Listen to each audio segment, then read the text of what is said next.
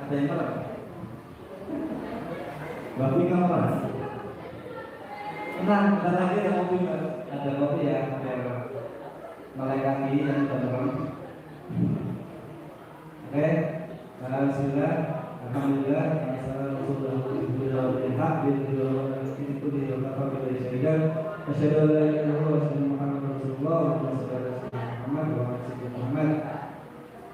terima kasih. Yang pertama saya sampaikan kepada Pak Masjid dan Masjid yang telah meluangkan waktunya untuk memberikan sambutan dan apresiasi kepada kami. Insya Allah ke depan akan ada kegiatan-kegiatan lain yang akan ada di Kabupaten Masjid. Kemudian yang kedua, saya ucapkan terima kasih kepada teman-teman yang sudah menghadiri undangan. Yang mungkin ini malam set mic ya, satu day mic. Yang mungkin kebanyakan remaja digunakan untuk main, untuk nonton TV, nonton drakor, tapi di sini saya yakin ya, yang nonton, yang suka nonton film Korea, kemudian suka K-pop, dengerin adik-adik kita seolah-olah juga ikut manggung. Ada yang pengen berubah genre, jadi kawingan apa gaduh. Kalau mas-masnya di sini kayaknya soleh-soleh banget. Mas berdua yang dari depan dari mana? Ribas itu mana ya? Hah?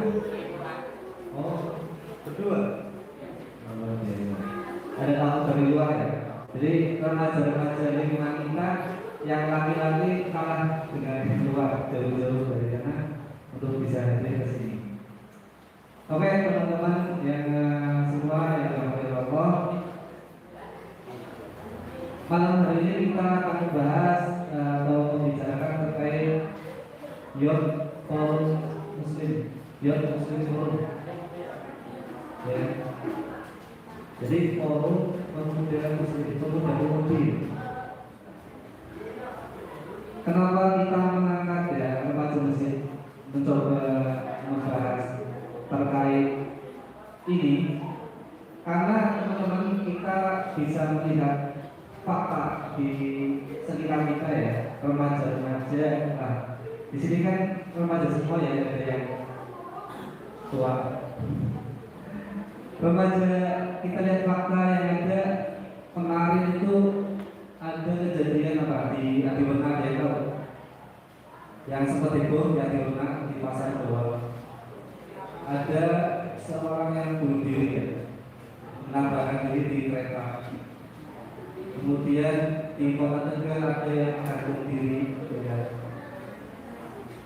Itu di sayangnya itu apa ya, dilakukan oleh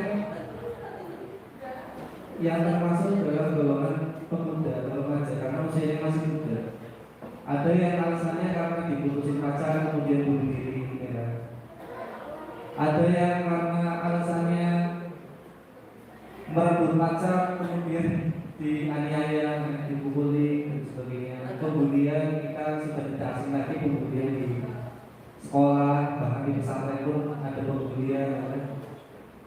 Jadi kondisi fakta di lingkungan kita sedemikian adanya. Jadi kita mencoba untuk mengajak teman-teman di sini ya, yang hadir untuk biar kita peduli dengan kondisi yang ada. Karena apa? Karena pemuda itu kan generasi bangsa, generasi agama juga. Di mana jadinya ketika generasi yang seperti ini berkelanjutan, pasti akan menjadikan rusaknya sebuah negara atau sebuah tatanan sosial. Maka dari itu, terkhususnya di lingkungan RW 8, ya teman-teman kita pengen undang sebenarnya membahas itu. Cuma mungkin karena banyak yang ada agenda lain, atau mungkin karena hujan kritik-kritik yang membuat mereka apa ya, ada dengan air hujan atau gimana, saya tidak bisa hadir di sini. Ya, terima kasih yang sudah hadir. Saya sering mengibaratkan itu pemain bola. Ada yang senang bola nggak? Yang perempuan? Bola pingpong. Kayak ada yang tahu Barcelona nggak? Barcelona. Real Madrid mas, tahu nggak Real Madrid mas? Real Madrid tahu nggak Real Madrid? Nggak tahu Real Madrid mas? Itu yang nggak tahu Real Madrid. Sepak bola, tim sepak bola. Ya. Kalau kita lihat tim sepak bola itu di lapangan, itu terdiri dari berapa pemain? 11, itu satu tim. Kalau dua tim berapa? 22. Itu 22 yang main ya. Yang nonton berapa? Berjuta-juta orang ya kan. Kalau ada tim Real Madrid lawan Barcelona ya, itu kan big match. Atau mungkin Manchester United lawan Chelsea, big match ya. Yang nonton puluhan ribu bahkan hampir jutaan orang di live streaming lagi sebagainya. Tahu nggak itu yang main cuma 22 orang itu kategori apa? Spesial kan? Karena mereka mempunyai kemauan dan kemampuan. Sama halnya di agama kita. Di agama Islam yang spesial itu yang jumlahnya sedikit, ya enggak? Kayak teman-teman ini yang datang di sini, ya jumlahnya lebih sedikit daripada yang diundang dan hadir. Insya Allah teman-teman yang di sini termasuk orang-orang terpilih yang spesial. Dan mudah-mudahan kita yang ada di sini mendapatkan pahala dari Allah Subhanahu wa taala. Amin ya rabbal alamin. Oke, untuk peserta bisa maju sedikit lagi ke depan 10 langkah berarti. Cuma sedikit aja maju lagi. Biar kita ada yang ngantuk biar bisa dibeli. Mas, tolong mas, mas.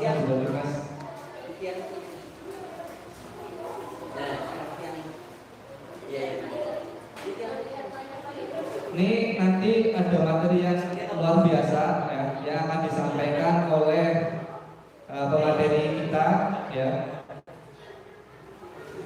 Beliau lulusan dari apa ya kepanjangannya ya, IPDN apa ya? Institut apa? Lulusan IPDN. Di sini ada yang lamar IPDN tapi nggak terima. IPDN itu dulu STPDN ya, STPDN. Nah, IPDN ini beliau alumni IPDN. Alumni IPDN kemudian melanjutkan studinya ke S2. Ya, kemudian sudah mempunyai 3 orang anak ya, punya 3 anak, tapi aktivitas ya, di sela aktivitas pekerjaan yang begitu padat, beliau menyempatkan hadir untuk di sini sharing ilmu ya, sharing materi yang bermanfaat. Itu kan sangat luar biasa ya, di sela-sela kesibukan beliau sebagai seorang tua atau juga bekerja banyak tugas, bisa menyempatkan waktu untuk hadir bersama teman-teman semua di sini. Itu merupakan sebuah nikmat yang sangat besar. Maka teman-teman, nanti di sesi ini kita harapkan adanya interaksi ya. Jadi interaksi itu apa? Ada yang tanya, ada yang jawab, seperti itu. Kalau saya bilang halo, tolong dijawab hai. Halo.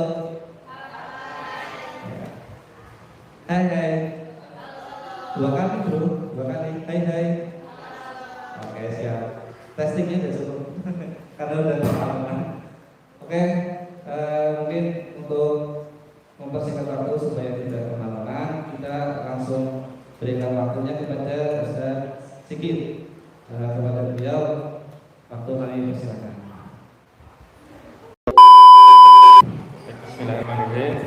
Assalamualaikum warahmatullahi wabarakatuh.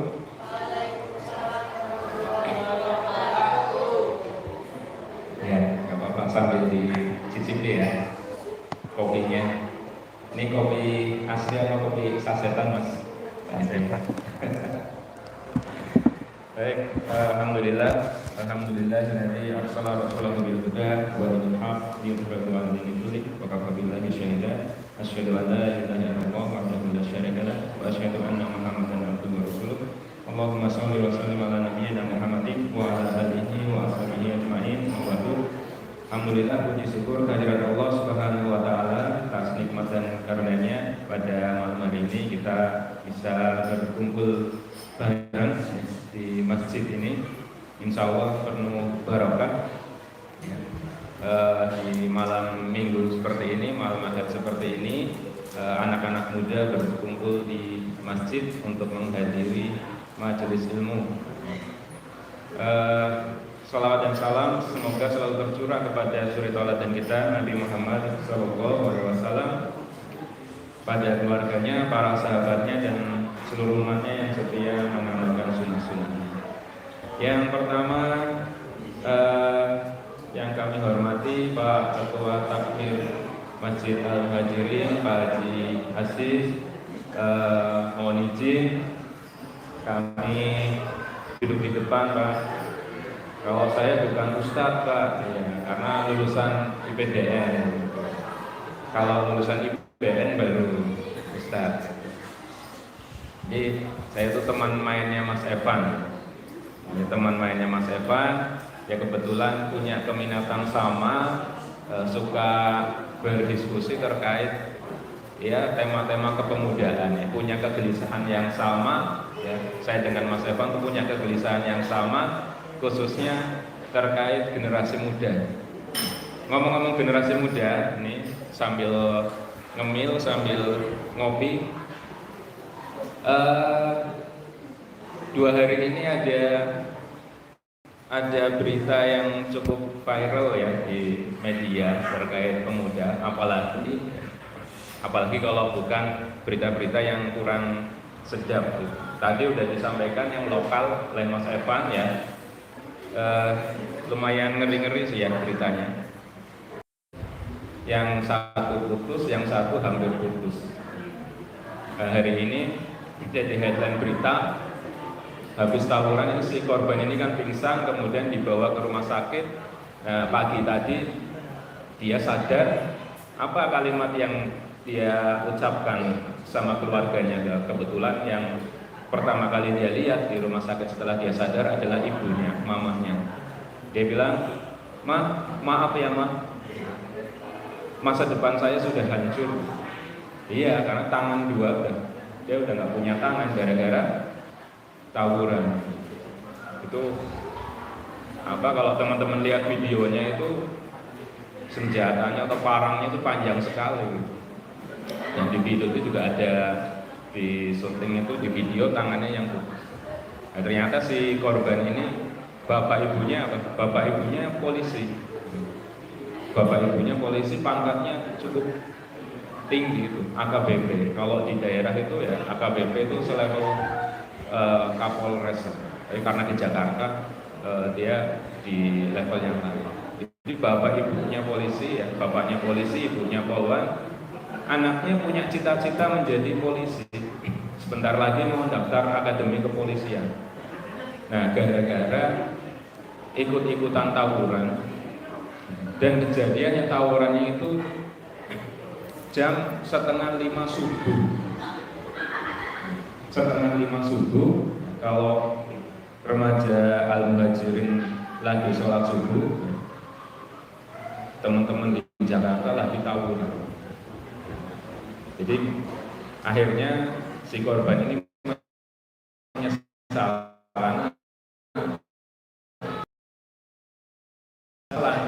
selalu saja hadirnya di belakang. Kalau sudah kejadian baru menyesal. Pada kita mencintai, menyukai orang, 3 jenis orang, dan lebih mencintai 3 jenis yang lainnya. Apa itu? Yang pertama, Allah itu suka orang fakir, orang miskin yang rendah hati. Ya. Kalau ada orang fakir, orang miskin, rendah hati, itu Allah suka. Kelihatan nggak sih? Kalau nggak kelihatan, maju. Allah suka kalau ada orang fakir yang rendah hati. Tapi Allah lebih suka kalau ada orang kaya tapi rendah hati, nggak sombong. Kalau orang miskin nggak sombong itu ya wajar, bisa katakan wajar. Apa yang mau disombongkan? Tapi kalau ada orang kaya, ya, kaya raya, sultan, tapi dia rendah hati, nah ini Allah lebih suka, ya. Allah lebih cinta sama orang seperti ini. Yang kedua, Allah senang, Allah suka sama orang kaya yang dermawan. Orang kaya dermawan, rajin sedekah, rajin infak, ya, rajin wakaf. Allah suka. Tapi Allah lebih suka kalau ada orang fakir yang dermawan. Jadi bukan nominalnya yang dilihat ya, tapi proporsinya. Jadi orang dermawan sedekah 100.000 ya, mungkin wajar, biasa saja bagi dia. Tapi ada orang fakir, orang miskin, bisa jadi dia hanya mampu 5.000, tapi bisa jadi itu lebih bernilai ya, di sisi Allah. Karena 5.000 bagi sebagian orang bukanlah nominal yang sedikit. Jadi Allah suka kalau ada orang kaya dermawan, tapi Allah lebih suka lagi kalau ada orang fakir, orang miskin yang dermawan. Yang ketiga, Allah suka kalau ada orang tua taat.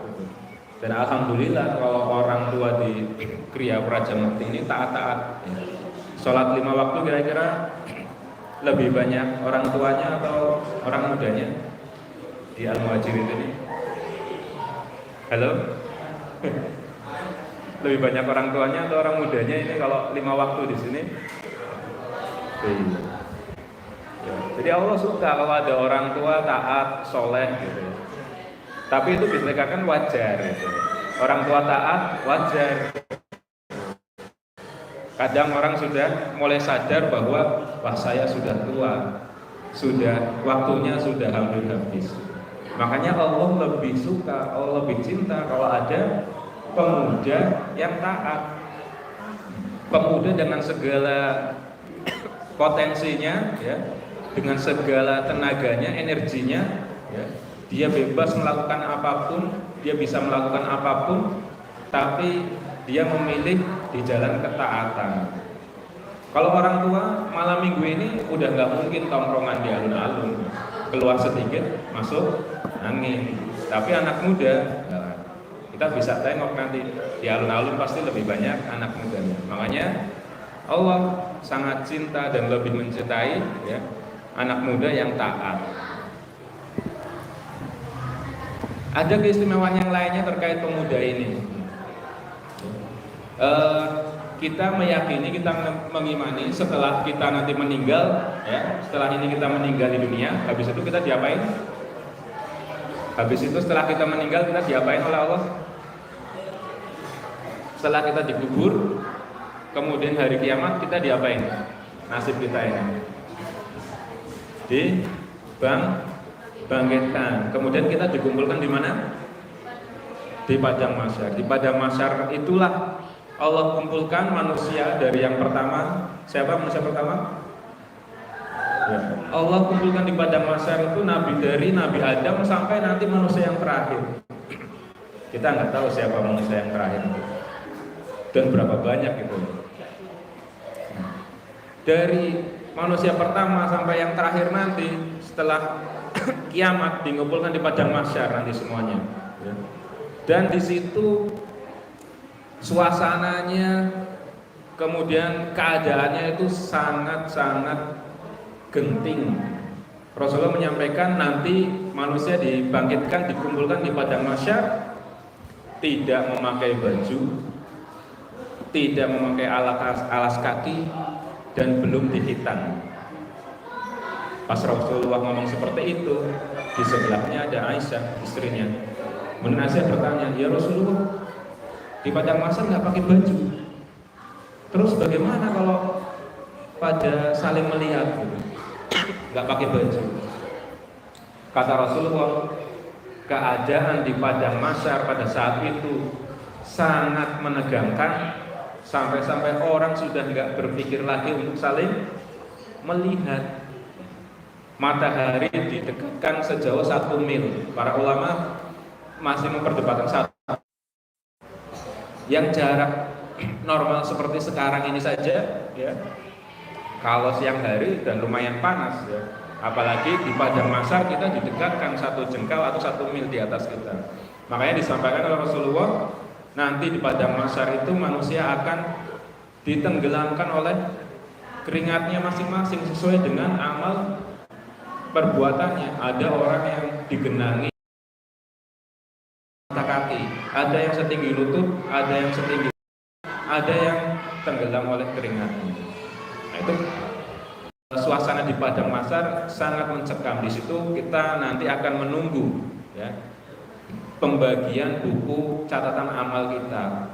Kita akan menunggu rapot kita nanti. Apakah kita nanti dikasih rapot diterimakan dengan tangan kanan masuk surga atau dengan tangan kiri neraka ya. Di suasana yang menegangkan, doorpress itu dikasihkan kepada yang bisa menjawab pertanyaan atau nanti bertanya. Ini untuk pemanasan. Ada yang bisa menyebutkan salah satu, salah dua, salah tiga, atau semuanya 7 golongan orang yang akan diberikan naungan pada padang mahsyar nanti, di mana saat itu tidak ada yang diberi naungan kecuali 7 jenis orang ini. Nah ini mas, suruh jawab dulu, gitu kan ya. Enggak. Pemuda, iya. Ada lagi? Ya, 2. Orang yang berdoa sampai menangis. Siap, 3.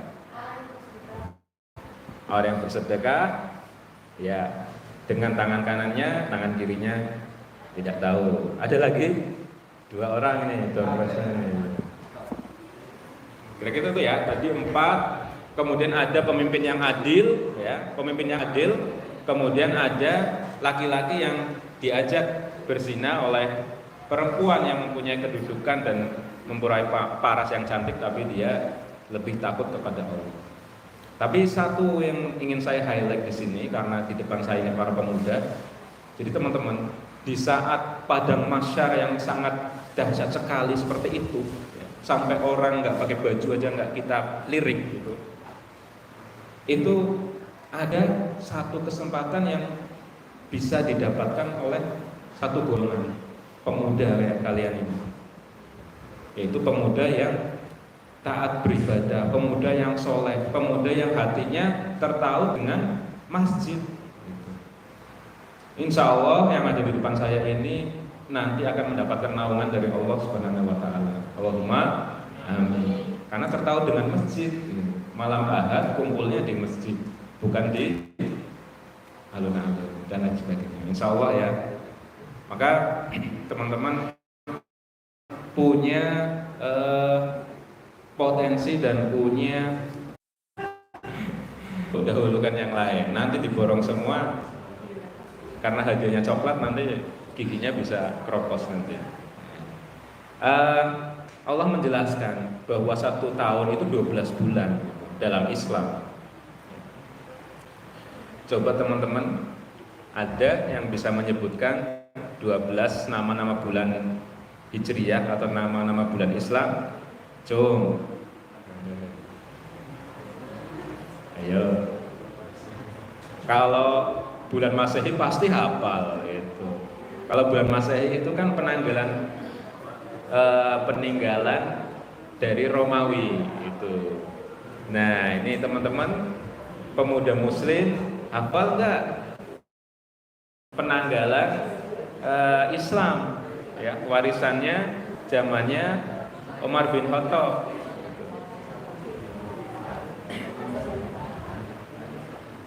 Seng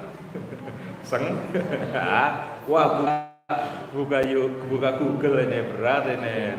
Nanti Mas Evan ini didiskualifikasi. Itu ya, kita ingat itu ya. Muharram, Safar, Rabiul Awal, Rabiul Akhir, Jumadil Awal, Jumadil Akhir, Rajab, Sa'ban, Ramadan, Syawal, Zulqa'dah, Zulhijjah. 12 bulan ya. Di antara 12 bulan itu ada di sini disebutkan minha arba'atun hurum. Di antara 12 itu ada 4 bulan haram.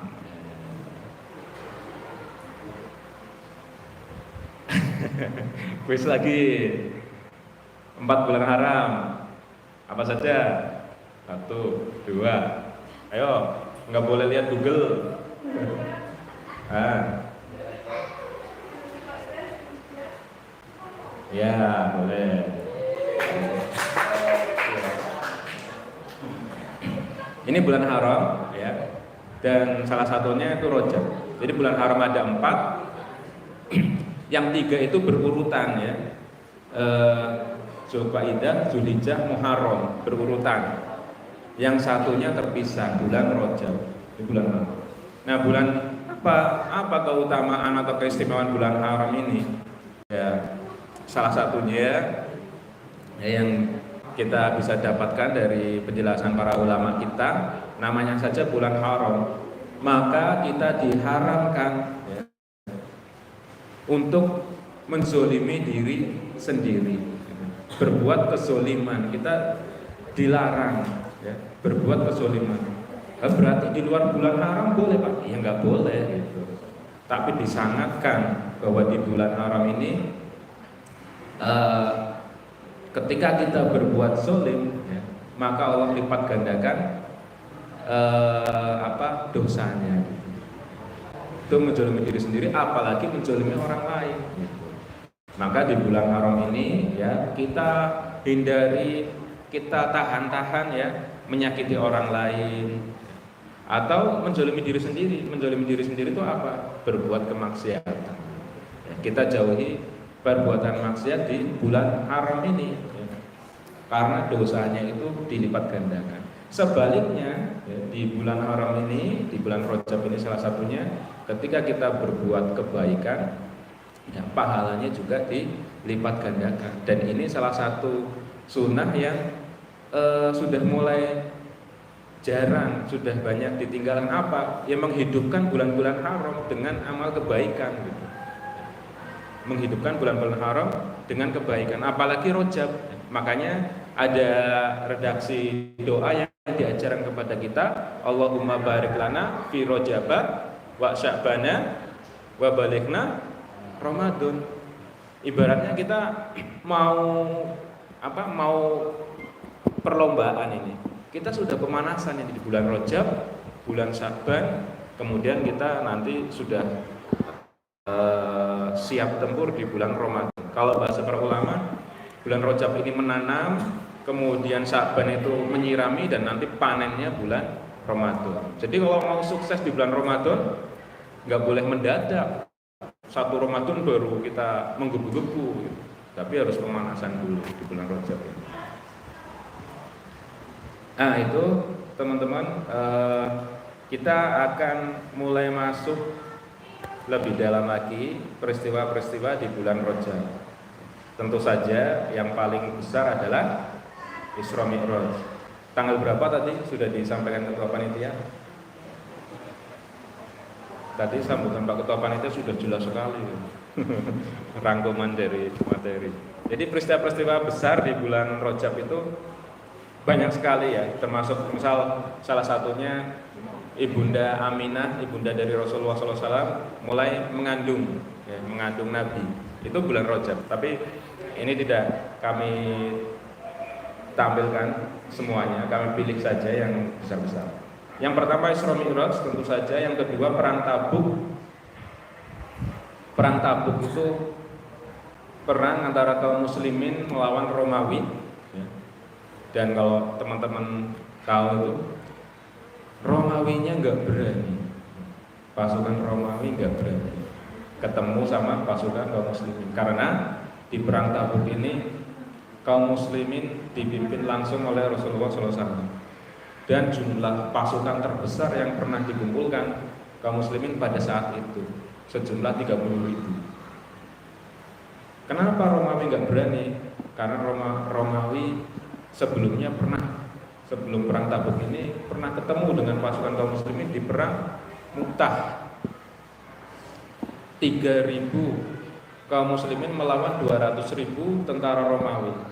3.000 lawan 200.000 di perang Mu'tah. Dan hasilnya seri.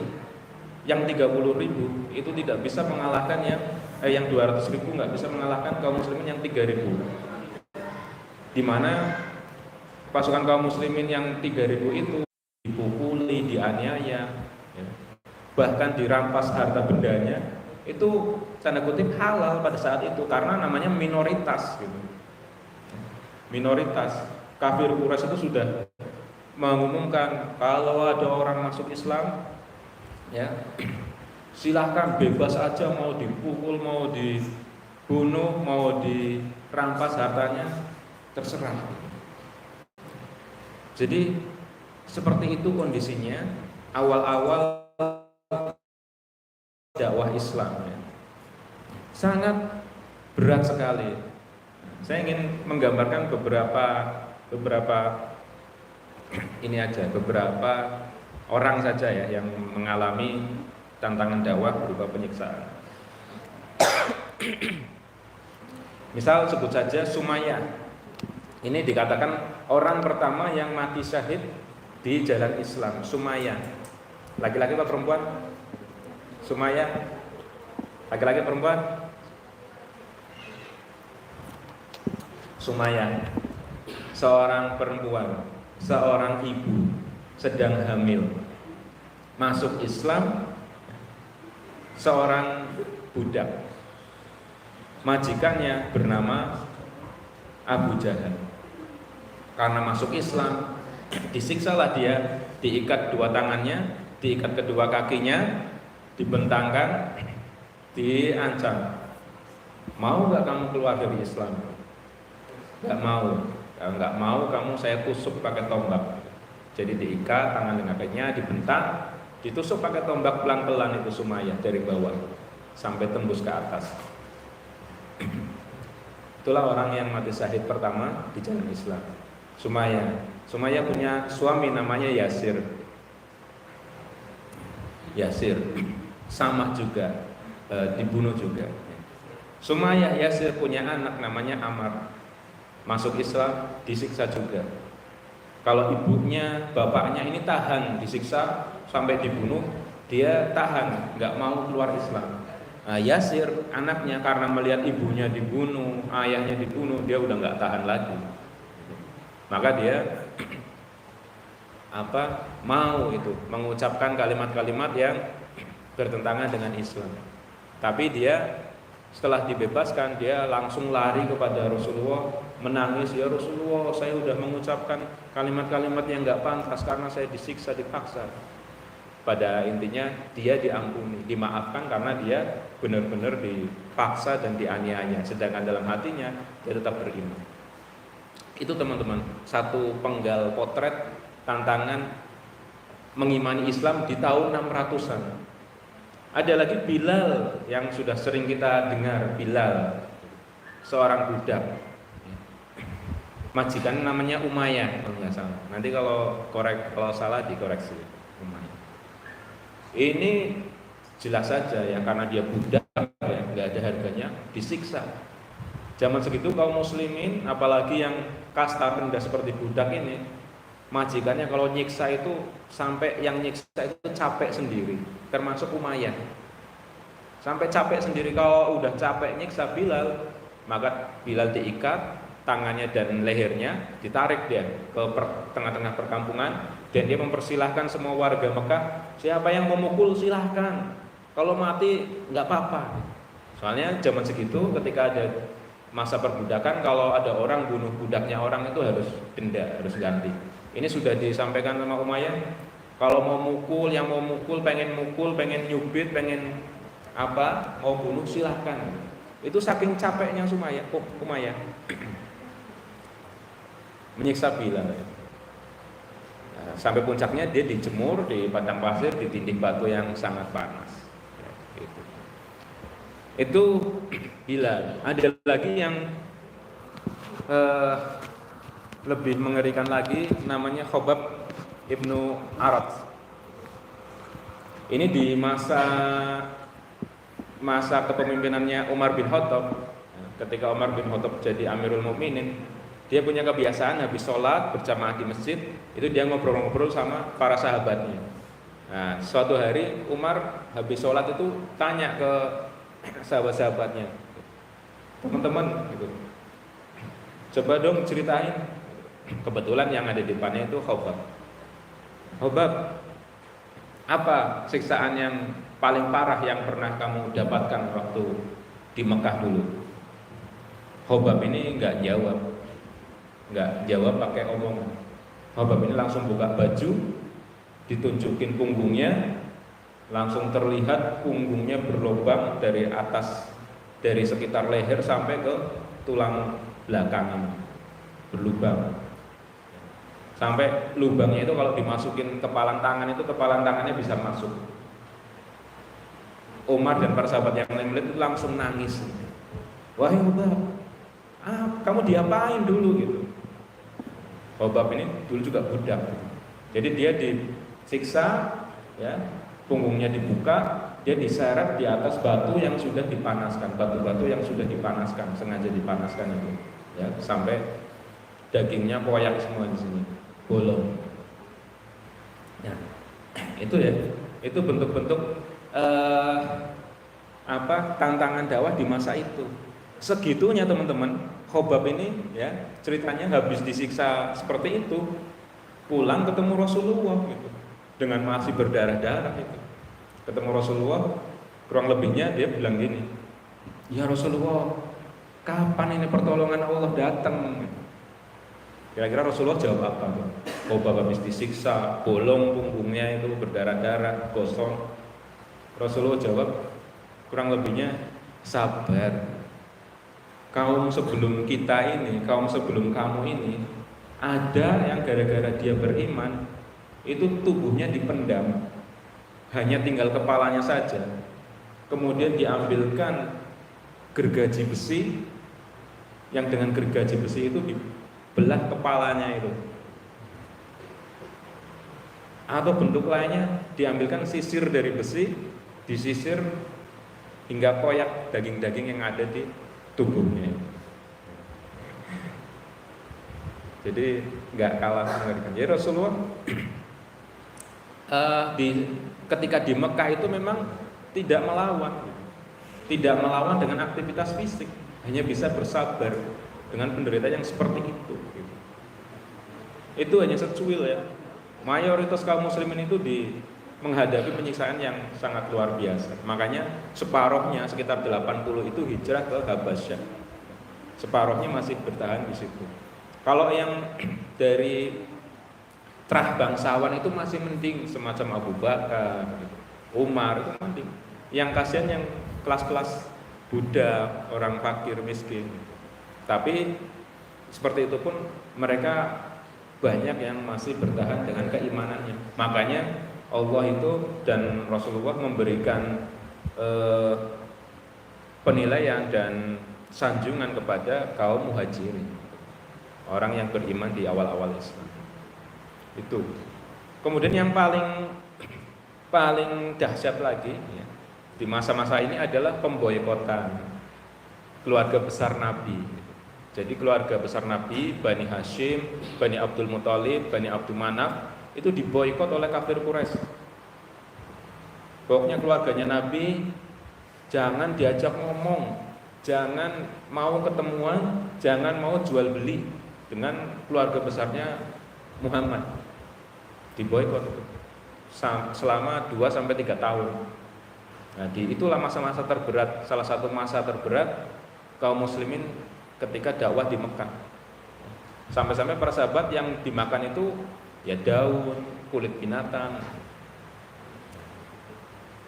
Nah, teman-teman, selesai pemboikotan nggak lama habis itu kalau para ulama di buku-buku sirah itu menyebutkan ada namanya Amul Husn, tahun-tahun kesedihan. Jadi Rasulullah habis diboikot nggak lama ya, pamannya Abu Thalib yang selalu pasang badan melindungi dakwahnya Rasulullah itu meninggal dunia. Bayangkan Nabi Muhammad dengan begitu banyaknya ancaman, siksaan dari orang kafir Quraisy itu selalu dibentengi, selalu dilindungi oleh pamannya Abu Thalib. Abu Thalib ini berhasil menyatukan keluarga besar Nabi Muhammad baik yang beriman maupun belum beriman, untuk melindungi, selalu melindungi Rasulullah, dakwahnya ini. Suatu hari Abu Thalib meninggal. Gak lama, ada yang mengatakan dalam hitungan hari atau hitungan bulan, istrinya tercinta, siapa? Khadijah meninggal. Khadijah meninggal. Ini pukulan yang sangat telak. Kita mungkin selama ini sering bertaksiah ya, entah keluarga kita atau tetangga-tetangga kita. Kalau ada seseorang, keluarga rekan kita habis ditinggal ayahnya, kemudian ditinggal meninggal keluarganya yang lain, pasti kita akan mengucapkan keprihatinan kan, kasihan kan. Melasi ya. Nembe wingi bapaknya meninggal, anaknya meninggal. Kurang lebih Rasul seperti itu. Dan yang meninggal bukan sembarang orang, yaitu orang-orang yang sangat berpengaruh dalam dakwahnya. Pamannya yang selalu melindunginya, dan istrinya yang tercinta yang selalu membackup. Teman-teman bisa bayangkan bagaimana Rasulullah tidak kehilangan sekali, terpukul sekali dengan wafatnya Khadijah. Rasulullah menyampaikan, kalau Rasulullah mendapatkan permasalahan di luar, ya, gangguan di luar, permasalahan di luar, begitu pulang ke rumah melihat wajah Khadijah, 50% kegalauan masalah itu selesai. Baru melihat wajahnya itu udah selesai. Baru melihat wajahnya Khadijah itu udah selesai. Betapa Khadijah ini sosok istri yang luar biasa mendampingi dakwah Rasulullah. Makanya saking luar biasanya Khadijah sebelum meninggal pun sudah mendapatkan salam dari Allah, salam dari malaikat Jibril. Belum meninggal, malaikat Jibril bilang, sampaikan kepada Khadijah, Allah titip salam, aku juga titip salam, sampaikan kepada Khadijah, Allah sudah menyiapkan istana di surga. Itu betapa luar biasa. Makanya Rasulullah itu sedih sekali di tahun itu, ditinggal wafat pamannya, ditinggal wafat istrinya. Kemudian setelah kematian dua orang itu, siksaan, tantangan dan penganiayaan kaum muslimin yang dirasakan Nabi Muhammad di Mekah itu tambah berlipat ganda. Makanya Rasulullah berharap mendapatkan dukungan di daerah Taif. Berjalan ke daerah namanya Taif, sekitar 100 km jalan kaki. 100 km itu seperti dari Selawi ke Kuningan kurang lebih, atau dari Selawi ke Kendal, jalan kaki 1 hari lah, dengan harapan dapat dukungan dakwah. Ternyata di sana justru sebaliknya, dilempari batu, dicaci maki, disiksa. Akhirnya Rasulullah kembali lagi, ya, pulang dari Taif, tapi nggak bisa masuk ke kota Mekah karena di Mekah juga dia sudah diusir. Maka di tengah-tengah Taif dan Mekah itulah Rasulullah berdoa, mengadu kepada Allah Subhanahu Wa Taala, ya Allah, gitu, aku mengadukan betapa lemahnya diriku ini, betapa hinanya aku di mata manusia. Mau dibawa kemana lagi aku? Mau dibawa ke orang yang mengusirku, memusuhiku, menganiayaku, atau kemana lagi? Aku ridho ya Allah, asal kamu tidak marah kepadaku. Teman-teman bisa baca redaksi lengkapnya doa itu di buku sirah atau di media yang lain. Pokoknya menggetarkan sekali, sampai malaikat Jibril pun iba gitu, mendengar doa Rasulullah itu. Kemudian mendatangi Rasulullah, ya Rasulullah, kami sudah mendengar doamu, Allah mendengar doamu. Ini saya bawakan malaikat penjaga gunung. Kamu mau suruh ngapain? Siap mereka. Malaikat penjaga gunung ngomong, ya siap. Kalau kamu nyuruh kami menimpakan gunung ini kepada orang Taif, siap kami. Tapi Rasulullah dengan kemuliaan akhlaknya justru memaafkan dan mendoakan penduduk Taif. Namanya doanya Nabi, pastilah mustajab. Memang nantinya di Taif itu justru menjadi pembela-pembela Islam. Nah itu teman-teman sepenggal potret tahun-tahun kesedihannya Rasulullah. Makanya di puncak-puncak kesedihan dan keterpurukan itu Allah memberikan tanda petik hadiah. Hadiahnya berupa traveling gitu. Ya. Traveling, jalan-jalan ya, dari Masjidil Haram ke Masjidil Aqsa. Ya. Makanya di kalimat surat Al-Isra ini subhanalladzi ya, diawali dengan kata kalimat tasbih gitu. Maha suci Allah ya.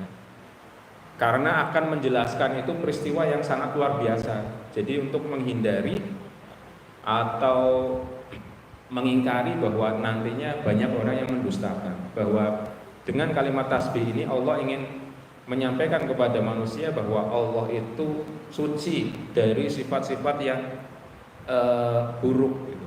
Allah tidak mungkin bohong, Allah tidak mungkin zalim. Ketika Allah mengatakan bahwa Dia menjalankan hambanya dari Masjidil Haram ke Masjidil Aqsa, maka itu memang benar-benar terjadi. Kemudian di sini ada kata asro. Asro itu perjalanan malam. Jadi Allah itu memperjalankan hambanya di malam hari. Asro itu perjalanan malam. Tapi di sini yang unik, ini ada kata lailan. Lailan juga malam. Ini para ulama menjelaskan bahwa perjalanan malam ini dilakukan ini tidak satu malam penuh, tapi sebagian malam. Tapi sebagian malam saja. Jadi memang tidak satu malam penuh. Kalau malam penuh kan berarti dari habis Isya sampai menjelang subuh. Tapi hanya sebagian saja, saking cepatnya. Nah, ini jarak yang ditempuh Isra ya, dari Masjidil Haram ke Masjidil Aqsa. Saya coba Google Map. Jadi kalau kemarin itu heboh, oh di Google Map nggak ada Palestina dihapus. Ya sebenarnya dari dulu tuh nggak ada kata Palestina di Google Map, nggak ada. Kalau teman-teman ketik di Google Map Palestina gitu, menunjuk ke peta itu, tapi petanya tulisannya Israel. Di Google Map itu tertulisnya Israel, karena memang secara legal formal negara yang diakui oleh dunia itu Israel. Palestina itu belum diakui sebagai negara. Nah ini jaraknya sekitar 1.400 km. Dengan teknologi yang ada pada saat itu, teknologi yang paling atau transportasi yang paling cepat pada saat itu kuda. Kalau naik kuda bolak-balik itu harusnya 1 bulan. Ini Rasulullah hanya separuh malam. Kemudian dari Masjidil Haram ke Masjidil Aqsa. Ini Masjidil Aqsa. Kita terbiasa memahami bahwa masjid ini ya sekotak bangunan masjid ini. Tapi sebenarnya kalau bicara Masjidil Aqsa itu adalah komplek. Gitu. Sebuah komplek. Ya, kotakan itu agak luas ya. Itu ada 2 kubah ya, yang satu kubah emas ya, kubah soft masjid kubah emas, kemudian yang satunya ini masjid kibli atau masjid kiblat. Inilah yang dimaksud komplek Masjidil Aqsa. Nah, kenapa Allah memperjalankan Rasulullah ini dari Masjidil Haram ke Masjidil Aqsa bukan ke yang lainnya? Beberapa hikmah yang disampaikan oleh para ulama bahwa Masjidil Aqsa ini sesuai ayat yang tadi disampaikan bahwa Masjidil Aqsa ini diberkahi sekelilingnya. Jadi tanah yang diberkahi baik secara materi maupun non materi. Secara materi di Masjidil Aqsa dan sekitarnya ya Palestina atau Syam itu tanahnya lebih subur, buah-buahannya, tanamannya lebih bagus-bagus di sana. Itu secara materi. Dan secara non materi di sana itu tempat beraktivitasnya para nabi dan rasul. Jadi para ulama mengatakan sekitar dari 25 nabi dan rasul, sekitar 19 itu pernah lahir dan beraktivitas di sana. Makanya itu negeri diberkahi. Kemudian hikmah yang lainnya kenapa Rasulullah itu diperjalankan ke sana? Allah ini ingin menunjukkan kepada Nabi bahwa tidak cuma Mekah loh yang susah, yang terjajah. Pada saat itu Masjidil Aqsa yang sedang berkuasa di situ adalah Romawi. Jadi Rasulullah ditunjukkan bahwa Masjidil Aqsa juga sedang dikuasai oleh Romawi, bukan hanya Mekah gitu. Supaya Rasulullah tahu gitu, di belahan dunia yang lain juga ada yang sedang terjajah.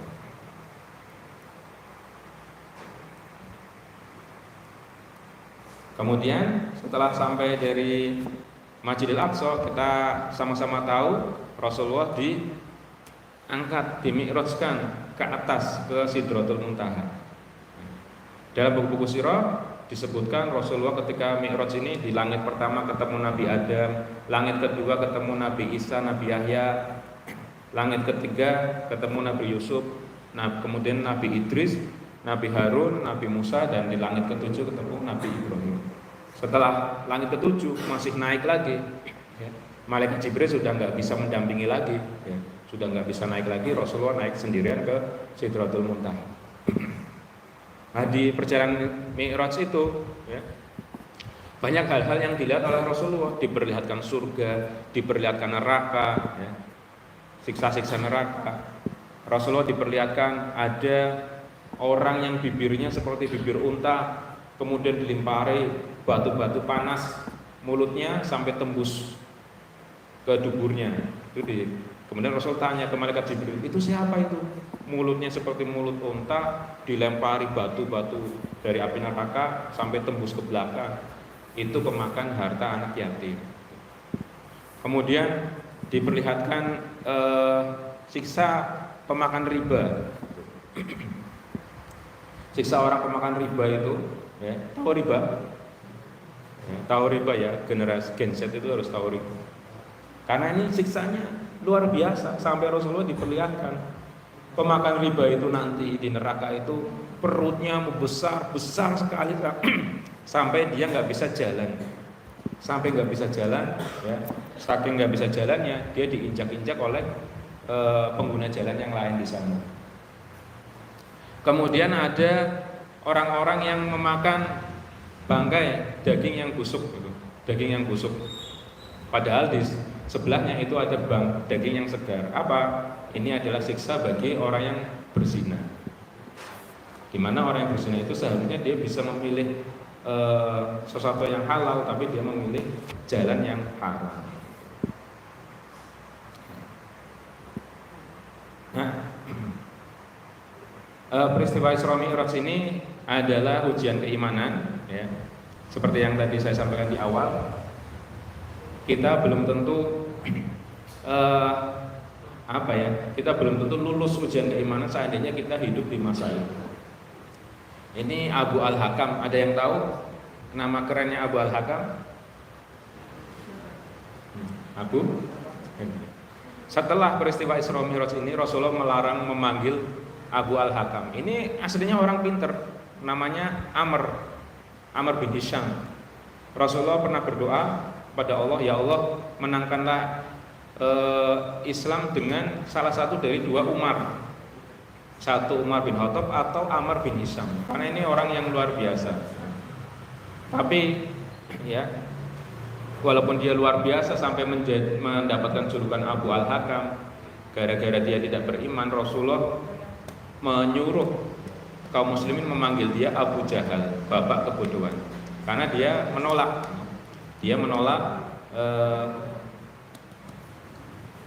agama Islam yang dibawa oleh Rasulullah. Salah satunya peristiwa Isra Mi'raj. Setelah Rasulullah selesai Isra Mi'raj, beliau sedang berada di sekitar Ka'bah, ya, ketemu Abu Jahal ini. Kemudian Abu Jahal tanya, kamu ngapain ya Rasulullah? Kamu ngapain Muhammad? Semalam saya di Isra dan di-Mi'rajkan oleh Allah. Apa? Gitu. Kamu mau ini tak kabarkan ke penduduk Mekah? Dia mau. Padahal maksudnya itu pengen mengolok-olok Abu Jahal itu. Pengen mengolok-olok Abu Jahal, mengumpulkan kafir Quraisy di Mekah itu. Kemudian Rasulullah suruh berpidato di situ. Nah, setelah selesai, Abu Jahal itu memprovokasi orang kafir Mekah itu supaya tidak mengimani, karena memang pada saat itu susah sekali dipercayai, ya, cerita seperti itu. Jangankan pada masa itu, di zaman modern seperti ini saja akal kita masih belum bisa menjangkau. Isra dan Mi'raj itu belum bisa menjangkau. Makanya itu hanya bisa ditangkap dengan keimanan. Dan inilah sejarahnya kenapa Abu Bakar ini diberi julukan As-Siddiq. Pada saat itu baik yang muslim maupun yang kafir itu bingung ini mau diterima atau tidak, mau diimani atau tidak. Ya. Kemudian orang kafir dan orang muslim pada saat itu semuanya mencari Abu Bakar. Ya. Mencari Abu Bakar, pengen minta pendapatnya. Ketemulah dengan Abu Bakar, ya, disampaikan Abu Bakar, Muhammad mengaku tadi malam habis terbang ke Masjidil Aqsa, kemudian terbang ke langit. Kamu percaya enggak? Percaya. Apa yang disampaikan Muhammad aku percaya, apapun. Mau ngomong apapun aku pasti percaya, pasti benar. Muhammad tidak akan bohong. Nah itulah makanya Abu Bakar itu diberikan julukan Abu Bakar As-Siddiq. Nah teman-teman, ini sebagai apa? Sebelum penutup ya, ini hikmah-hikmah yang bisa kita dapatkan, hikmah-hikmah yang bisa kita dapatkan dari peristiwa Isra Mi'raj ini. Yang pertama, ketika di Masjidil Aqsa Rasulullah menjadi imam sholat para nabi. Menjadi imam sholat para nabi itu hikmahnya adalah berarti Rasulullah atau ajaran Islam ini atau kaum muslimin ini harus dan akan menjadi pemimpin yang akan mengurus urusan dunia ini. Umat Muhammad ini yang harus dan akan menjadi pemimpin di dunia ini. Yang kedua, ketika Isra Mi'raj itu Rasulullah suruh memilih minum khamar atau minum susu, dan Rasulullah memilih susu. Dan itu diartikan bahwa Rasulullah memang memilih sesuatu yang benar. Dan hikmahnya bahwa agama yang dibawa oleh Rasulullah Muhammad ini adalah agama yang benar. Hikmah yang ketiga, seperti yang sudah banyak disampaikan oleh para ulama, para asatidz, bahwa di Isra Mi'raj ini Rasulullah menerima perintah sholat, Tapi teman-teman ingin sekali saya sharing ke teman-teman bahwa perintah sholat ini jangan kita maknai sebagai sebuah beban, karena narasi yang selama ini kita dapatkan itu seolah-olah wah Rasulullah Isra Mi'raj ya mendapat perintah sholat seperti beban gitu. Apalagi dari kisahnya awalnya diwajibkan sholat 50 kali sehari, kemudian suruh tawar lagi sampai 5 kali. Itu pun oleh Nabi Musa disarankan untuk ditawar lagi gitu. Tapi Rasulullah malu. Seolah-olah dengan narasi seperti itu tuh kayak beban. Nah, saya ingin sharing ini juga ilmu dari ulama juga, para asatidz, bahwa ada cara pandang lain bahwa perintah sholat itu adalah bentuk privilege. Dengan sholat itu kita diberi privilege, diberikan keistimewaan supaya kita bisa memohon, berkomunikasi sendiri dengan Tuhannya, meminta langsung kepada Tuhannya, kepada Allah. Karena pada saat itu dan sebelum itu umat manusia itu kalau mau minta sesuatu itu etikanya dan kebiasaannya itu selalu mintanya melalui para nabi dan rasulnya. Nabi Isa, kaumnya Nabi Isa itu kalau minta apa-apa lewat Nabi Isa. Nabi Musa seperti itu. Bani Israel kalau minta makanan itu nyuruh Nabi Musa yang berdoa, dikasih mana, salwa gitu. Belum puas minta sayur, minta kacang dan lain sebagainya. Kaum muslimin pada awal-awal juga seperti itu. Kalau minta apa-apa itu lewat Nabi Muhammad. Nah, Isra Mi'raj ini memberikan keistimewaan. Silahkan gitu. Lewat sholat itu kaum muslimin bisa memohon, berdoa sendiri kepada Allah, kepada Tuhan. Dan yang keempat, bahwa Isra Mi'raj ini adalah bisyarah kemenangan, janji kemenangan. Ketika itu Rasulullah sedang tertindas di Mekah, diperjalankan ke Masjidil Aqsa ya, sebagai pertanda bahwa nanti kaum muslimin akan kekuasaannya akan sampai ke sana. Begitu juga sekarang. Ya, kalau sekarang itu Masjidil Aqsa Palestina masih seperti ini kondisinya. Ini gambar masjid yang sudah hancur lebur ya.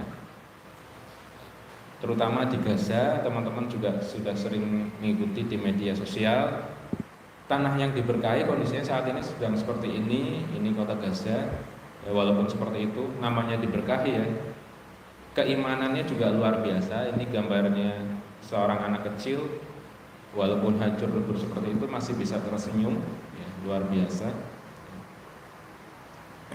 Maka janji kemenangan itu pasti, ya pasti. Kalau saat ini Palestina atau Masjidil Aqsa masih terjajah, nantinya pasti akan dibebaskan.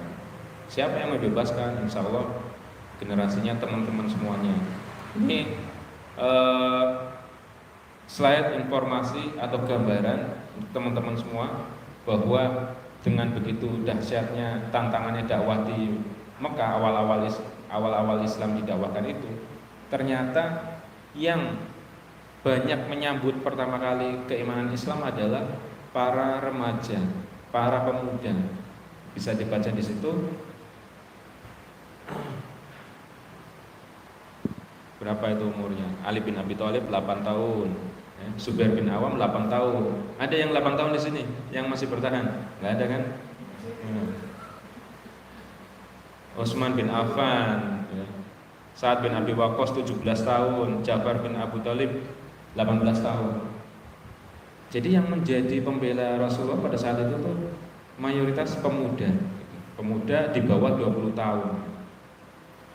Belum lagi di sini yang belum ditulis, misalnya Usamah bin Said. Usamah bin Said itu anaknya Said bin Harithah. Usamah bin Said ditunjuk Rasulullah untuk menjadi panglima perang melawan atau membebaskan Syam itu di umur 18 tahun. Teman-teman kalau ada yang umur 18 tahun bisa membandingkan. Ini Usamah bin Said, sahabat Nabi, 18 tahun suruh jadi panglima perang. Siapa yang dipimpin? Yang dipimpin oleh dia sekelas Abu Bakar, Umar, Utsman, Ali. 18 tahun suruh memimpin orang seperti itu. Ya, terakhir ini waktunya untuk menjadi satu umat seperti dulu. Kuncinya umat Islam bisa membebaskan Palestina itu harus bersatu. Pemuda saat ini juga harus bersatu, harus menjadi orang yang soleh seperti tadi disampaikan Pak Ketua Takmir, ya. Harus jadi orang yang soleh. Teman-teman yang masih punya orang tua, harta terbaik, harta yang paling berharga bagi orang tua teman-teman semua itu tidak lain dan tidak bukan adalah teman-teman ini sendiri. Harta yang paling berharga bagi orang tua kita adalah kita, anaknya. Silakan bisa dicek sendiri. Orang tua sekaya apapun, punya rumah yang megah, mobil yang mewah, kalau anaknya nggak soleh, anaknya kacau, anaknya tawuran, anaknya nakal, nggak mungkin bahagia. Walaupun duitnya banyak, rumahnya mewah, mobilnya banyak, anaknya nggak soleh, pasti nggak bahagia. Sebaliknya, mungkin keterbatasan ekonomi, tapi anaknya soleh, rajin sholat, rajin ngaji, aktif di Irmas misalnya, pasti tenang hatinya gitu. Jadi jadilah orang yang soleh, jadilah muslim yang kuat mentalnya, kuat fisiknya, nggak cemen gitu kan. Tadi disampaikan Mas Evan, gara-gara hal-hal sepele gampang bunuh diri. Generasi Z sekarang jangan jadi generasi yang lemah, jadilah generasi yang kuat mentalnya, fisiknya, imannya. Jadilah pemuda yang cerdas, ya, rajin membaca, ya, rajin belajar, ya. Jangan lemah dalam mencari ilmu, ya. Kata Imam Syafi'i, barang siapa tidak mau berlelah-lelah mencari ilmu, maka siap-siap dia akan menanggung pedihnya kebodohan. Kemudian jadilah rahmatan lil alamin. Kita menjadi rahmat bagi lingkungan sekitar kita. Kita menjadi seorang muslimah yang orang lain itu selamat dari lisan dan tangan kita. Lisan kita tidak menyakiti, tangan kita tidak menyakiti. Itu teman-teman yang bisa kita sharing pada malam hari ini. 1 jam di sini saya pas. Mohon maaf kurang lebihnya, ya, barangkali ada salah. Cukup sekian dari saya. Kami kembalikan kepada pembawa acara.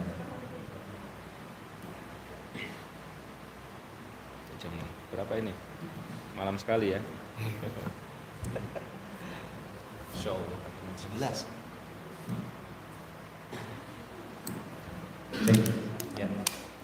Jazakallahu khairan pada Ustaz Siddiq yang telah menyampaikan materi terkait Isra Mi'raj.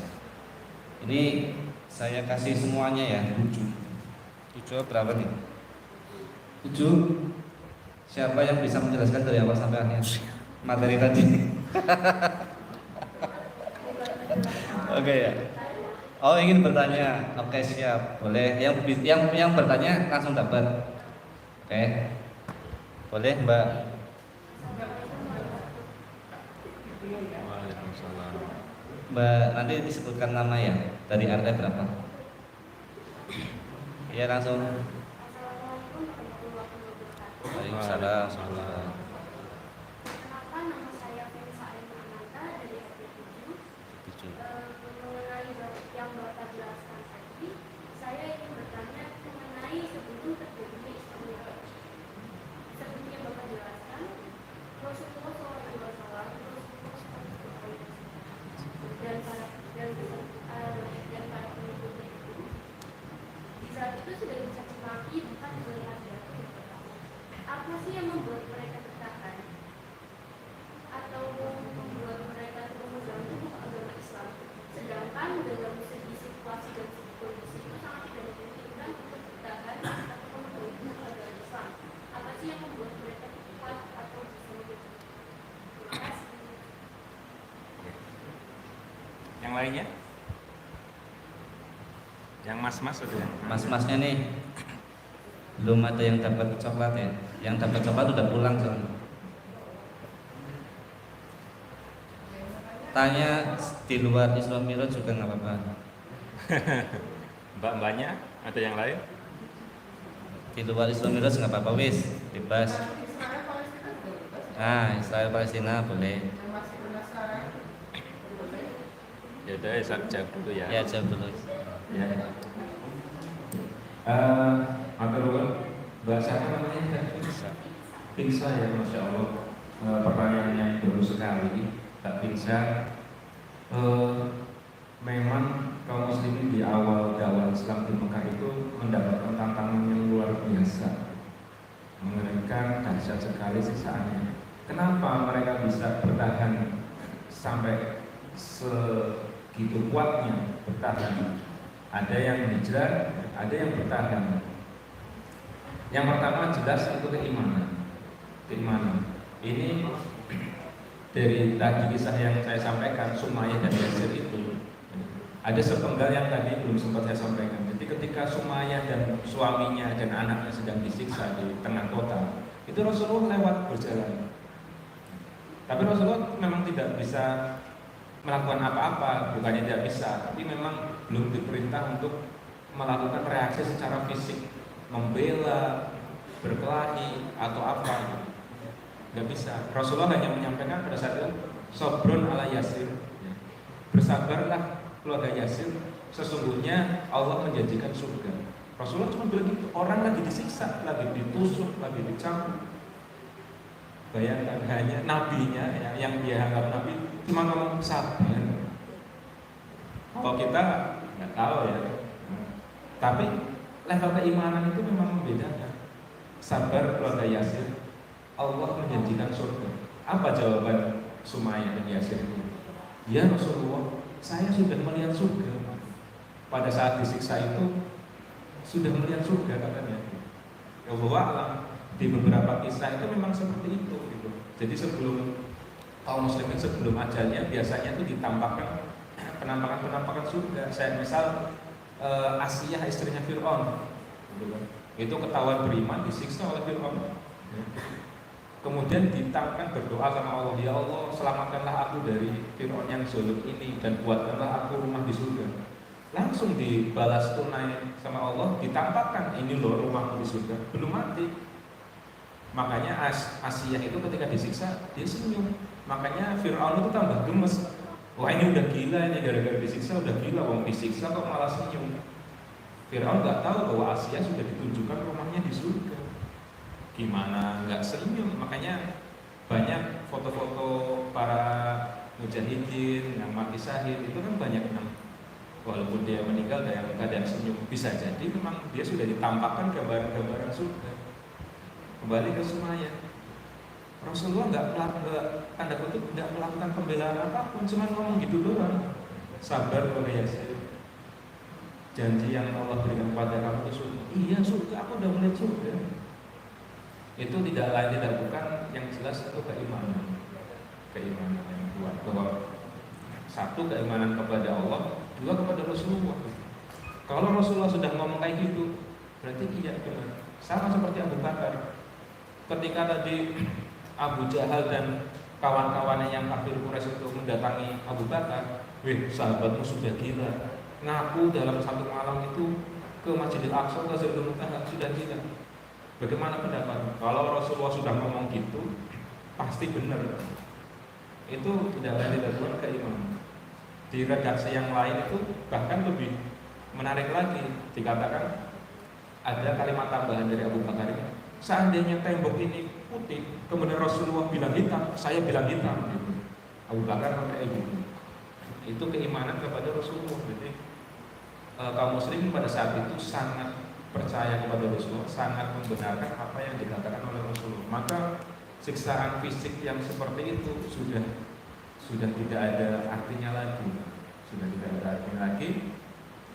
Mungkin secara fisik dia merasakan, tapi dia bisa melihat jauh di balik itu, bahwa di balik kesakitan yang saya rasakan ada kenikmatan yang sangat jauh-jauh lebih besar. Itu mungkin boleh.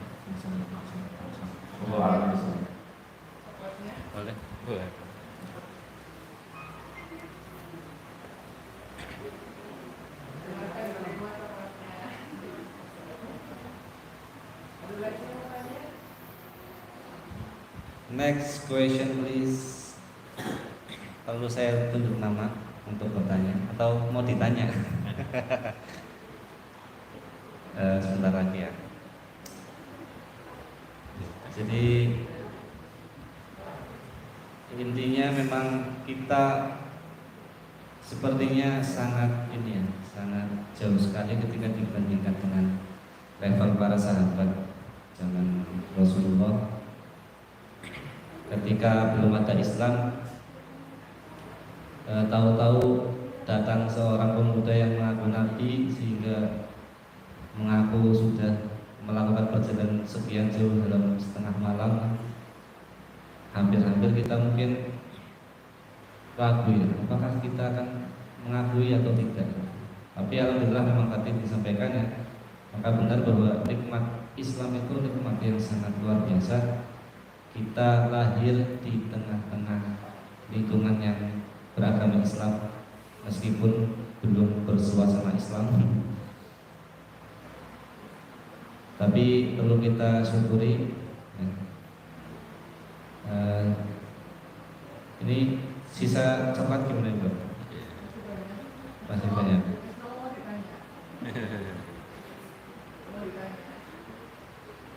Oke, ini aja saya tanya, tapi pertanyaan yang mudah ya. Nah, sebelum saya tutup, kembali lagi, mudah sekali pertanyaannya. Kalau yang nggak bisa, berarti harus ulang sekolah SD.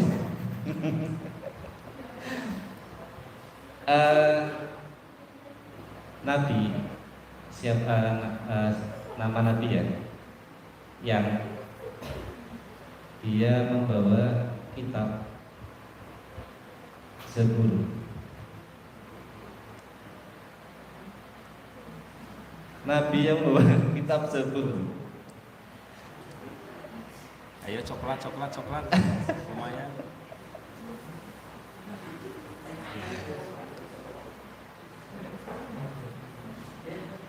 Ya tuh. Ramzi. Apa Ramzi? Tuh, silakan ambil. Ramas. Ini yang perempuan kan tadi 1-0 ya. Oke, berarti yang perempuan kayaknya SD belum memperhatikan materi. Lanjut, Pertanyaan yang mudah juga. Rukun Islam ketiga. Masih belum? Oke.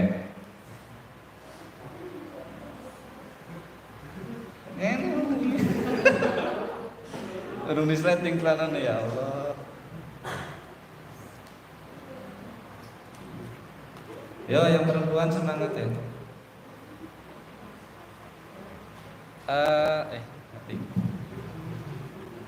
Tadi kalau kita lihat di peristiwa Rajab, salah satu peristiwa selain Isra Mi'raj di bulan Rajab, salah satu peristiwa yang besar terjadi di bulan Rajab selain Isra Mi'raj. Tadi kan ada banyak tuh, ada perang ini, perang ini, perang ini ya. Iya. Apa? Ya wis, boleh. Tunggu Mbak siapa? Apa? Udah dijawab ini udah dapat. Yang lain. Oke, pertanyaan lain ya. Peristiwa yang lain. Oh, peristiwa lain selain tadi perang Tabuk sama perang Yarmouk. Selain perang Tabuk, perang Yarmouk, Isra Mi'raj. Apa? Perang Badar?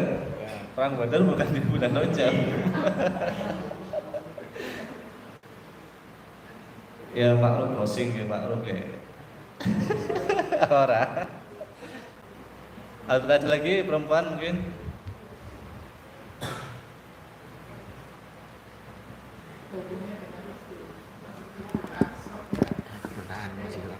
Oke. Tadi ada penyampaian terkait Masjidil Aqsa. Ya, itu kan tanah yang diberkahi. Nah, itu apa saja contoh, bukan contoh, maksudnya yang membuat Masjidil Aqsa itu diberkahi? Ya, minimal 2 lah. 2 sebab Masjidil Aqsa itu diberkahi.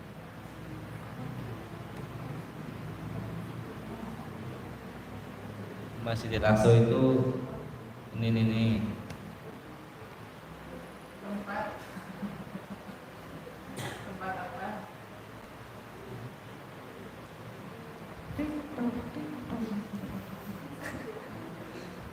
Tiga lagi. Ganti pertanyaan. Next, skip Siksa apa yang dilihat Nabi di sini? skip ya. Jawabannya apa? Jawabannya kan itu tanah, bisa dibilang tanah Nabi ya. Maksudnya di situ banyak diutus Nabi, ya kan?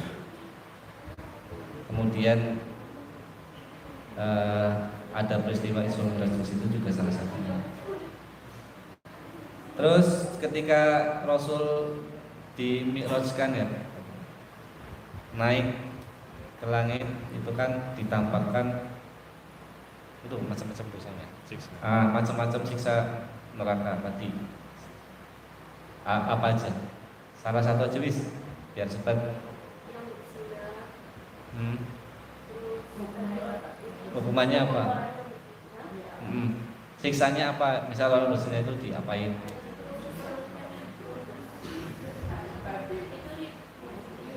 Riba. Ya.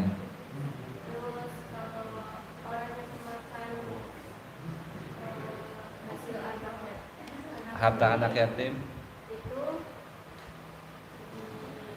melempar di batu sampai menembus ke badannya.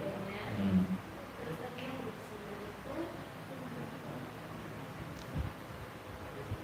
itu 2 sih Mbak tadi, nggak apa-apa. 2 kan aku bilang. Ini Mbak Kirana orang kuduman kayak.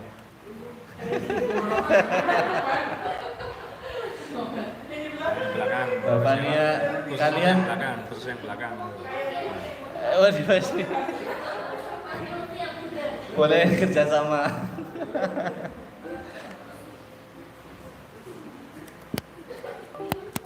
Apa lagi tadi?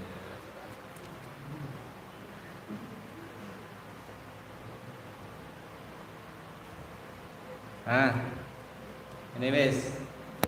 Kenapa ada hikmah ya? Hikmah, salah satu hikmah Islam menjelaskan sholat itu menjadi sebuah privilege seorang muslim. Itu maksudnya gimana? Maksudnya sholat itu jadi keistimewaan untuk umatnya Nabi Muhammad itu karena apa? Iya, Bapak ngomong aja nggak apa-apa. Yang belakang ya, nggak apa-apa. Kalau waktu itu pada saat sebelum aktivitas sholat kalau punya sesuatu harus terapi. Iya. Jadi sholatnya sebagai privilege buat semua orang. Kalau kita Iya, betul. Silakan.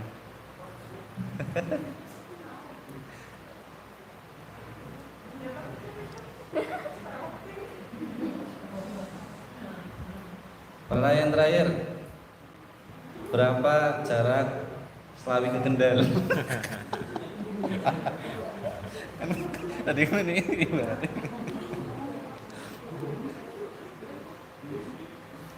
Oh, bulan ini haram ya. Oh, udah ya, bulan haram udah ya. Oh, udah mati. Tiga kriteria orang yang dicintai Allah.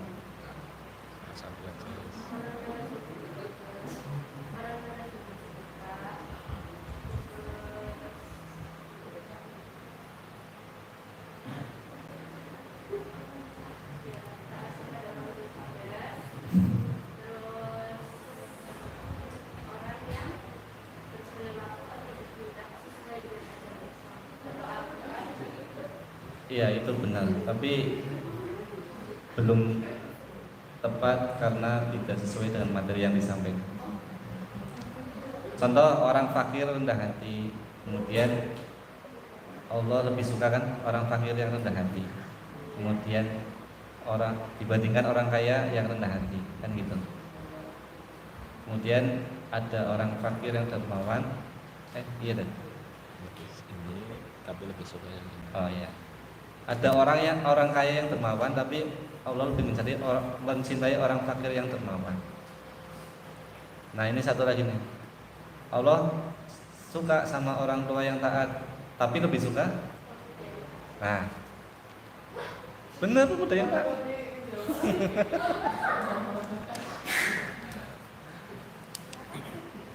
Oke, alhamdulillah sholatnya laku semua. Laris loh. Oke, terima kasih atas waktunya teman-teman yang sudah menyempatkan waktunya untuk hadir di acara ini. Mudah-mudahan tidak hanya coklat yang kita dapatkan, tapi juga ilmu, ya, materi ilmu yang bermanfaat, dan yang paling utama adalah ridho Allah dan pahala.